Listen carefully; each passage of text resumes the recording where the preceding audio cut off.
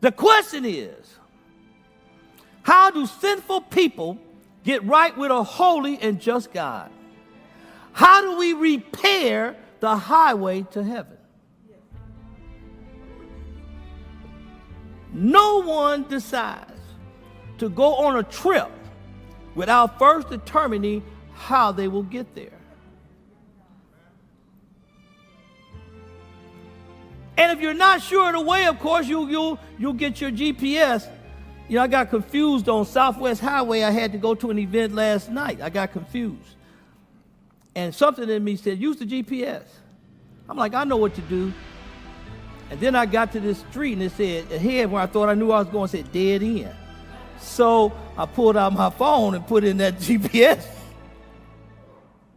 See, just because you think you know the way don't mean you know the way. Some of you in a dead end in your life for thinking you know the way. And some of you will remember, who are a little bit on the older side, you will remember before we had all these electronics, before we had GPS, if you were going on a trip, you called up AAA and asked them to mail you a triptych. See, there are young people out here. What's a triptych? How many of you know what a triptych is? Show your age. Don't be ashamed. So when you told them, AAA, that you were going on a trip where you wanted to go, they would send you back a map, look just like that. And it would mark the route from beginning to end of how you wanted to get to where you were going. What a way to travel.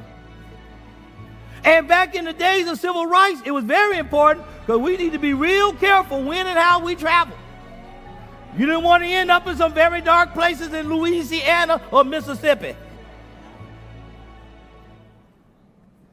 It was important that you had a way to get to where you were trying to go.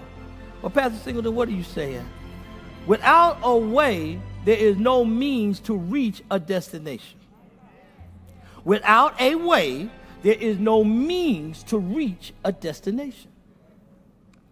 If a person wants to cross the Grand Canyon, and that person is standing at the highest pinnacle of the Grand Canyon, how does that person get to that other side? He ain't Superman. He can't fly. There's no bridge to walk across. What I'm trying to get at is you may want to go somewhere, but if you don't have a way to get there, you can't go there. I don't care how sincere your heart is. I don't care how much this man wanted to get across. Without a way, he can't get there. Oh, I got some supporters over here.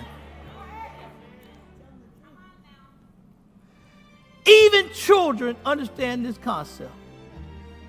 When my oldest daughter was 7 and 8 years old, had just gotten baptized and filled with the Spirit and so excited about her faith, and she would hear Bishop Brazier talking about heaven and Jesus coming again. So we sitting at the dinner table one day, Elder Brooks, we just sitting there, and she said, Daddy, is Jesus coming again? I said, yes.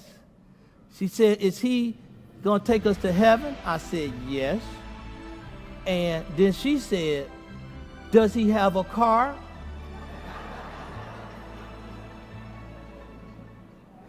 Even an 8-year-old understands if I'm going to get to heaven, there got to be some way that I'm going to get it. And while y'all laughing at him, you still ain't figured out how when he come again that he going to take you to heaven. Matter of fact, some of you, I've been told by just some of you that you're trying to lose some weight because you don't want to have him carry so much. You don't want to be like an elevator that's got this weight limit and we would take you, Jesus, but I got to leave you.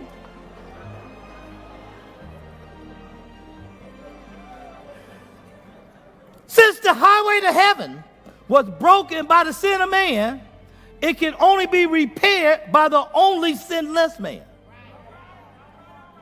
Note the same chapter in Romans verse 19. just as though the disobedience of the one man, the many were made sinners, that's you and I, through the obedience of the one man, Jesus Christ, the many will be made righteous. Since Jesus paid the price for our sins, he rebuilt, he repaired the highway to heaven with his blood shed on Calvary's cross.